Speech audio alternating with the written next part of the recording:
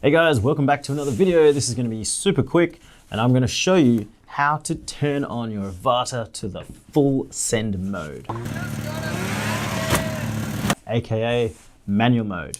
All right, so just quickly, when you pick up your Avata, you're going to get the little joystick, but if you do pick up one of these controllers, out of the box, it will only be enabled in these two settings, the N for normal and S for sports mode. M won't be set. You have to physically set this and I'll show you how and why and some other tips of what you need to do. But out of the box, N means normal, your top speed's limited.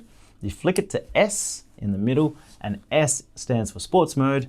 It's exactly the same, but your top speed is then increased so you can get quite fast. But if you accidentally switch to M, you won't switch into full manual mode. It will stay in the sports mode. What you need to do is a few steps. Now, before you go into the manual mode, there's a few things you need to consider, and I would only recommend it if you've got your simulation time up and you're ready to take on that next step, because this is a full manual mode. When you switch it to M, it'll enable you to do those cool dives and rolls and loops and all that kind of fun stuff. But you need to be careful with it, and there are a few things you need to do to unlock this. First thing you need to do is you need to remove the back of the controller, and you need to tighten the screws at the back. What that enables is the throttle stick will act as a very free stick like this. It won't bounce back to the middle like normal drones or the controller or the stick on the right.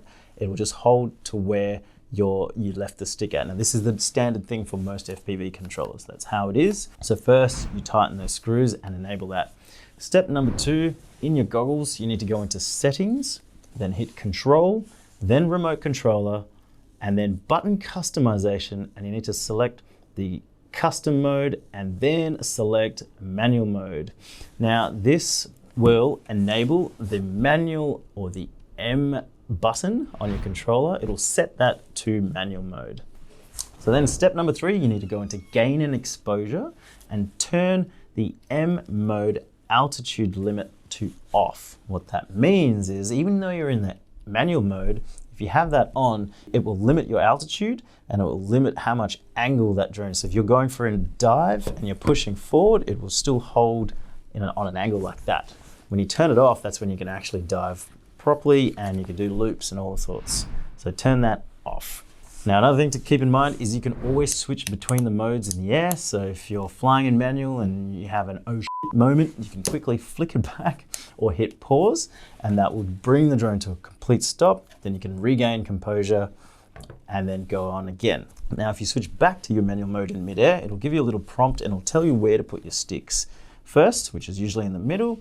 And then once that happens, you're off again in manual mode. It's a bit of a fail safe.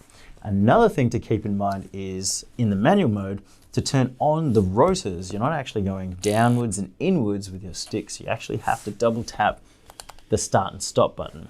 Keep that in mind and be very careful with it, because if you're in the air and you do this, it will cut your rotors in the air. All right, another hot tip in manual mode is you need to set a single tap for your C1 button to ESC beep. What that is when you tap the C1 button really quickly, it will start beeping. If you crash in the bush, in the jungle, wherever you're flying, and you're looking for this black drone in a dark environment, you want to hear a beep. You press that and it'll just go beep, beep, beep, and it'll beep and it'll hopefully help you find your lost drone. The other hot tip is you set the double tap of the C1 button to turtle mode. Now you can switch to turtle mode through your goggles, but this is a way quicker way of doing things. So if you do end up crashing and your drone's upside down, double tap the C1 and it will flip over and then off you go. You can keep flying. That's it. Very quick tips there. I hope that helps. Don't forget to subscribe. See you guys in the next one.